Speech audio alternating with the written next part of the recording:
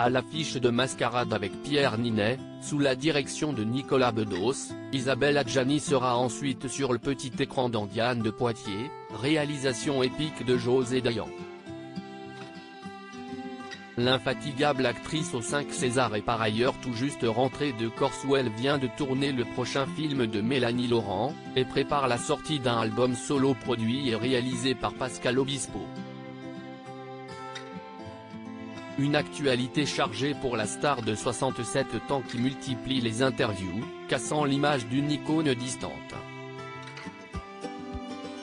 En effet, dans chacun de ses entretiens, elle se livre un peu plus, sur son célibat qui lui va bien ou bien, comme dans le magazine Gala, sur ses relations avec sa nièce Zoé, qui a pris le chemin du métier de comédienne.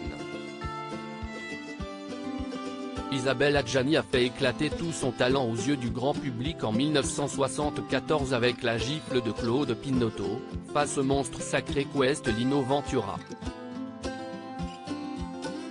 Désormais sexagénaire, elle bénéficie d'une expérience qu'elle a envie de transmettre à sa propre nièce, Zoé Adjani, qu'on a pu voir l'an dernier dans Cigare au miel et dont les traits, la bouche notamment, rappellent tant ceux de son illustre tante.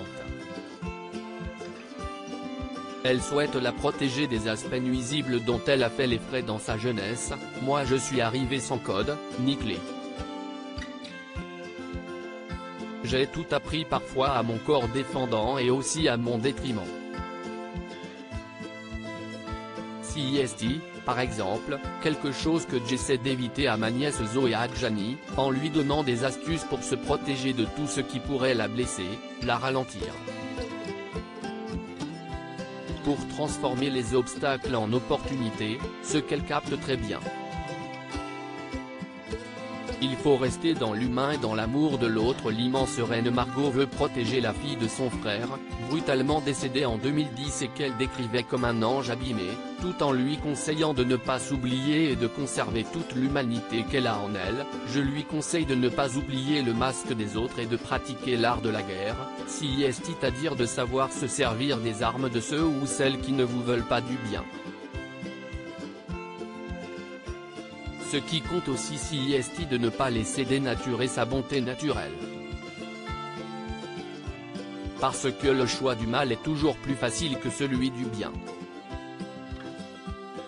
Il faut rester dans l'humain, et dans l'amour de l'autre, qui doit également passer par l'amour de soi. Et ça, on est seul à savoir se l'apporter. Zoé Adjani a dû grandir avec un père absent.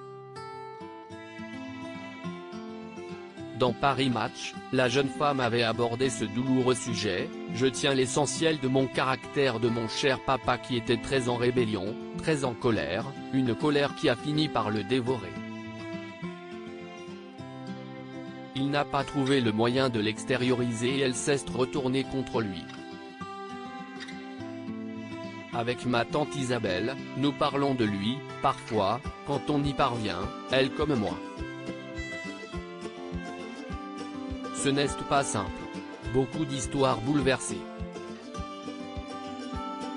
J'ai perdu mon père, elle a perdu son petit frère. Retrouvez l'intégralité de l'interview dans le magazine Gala du 3 novembre 2022.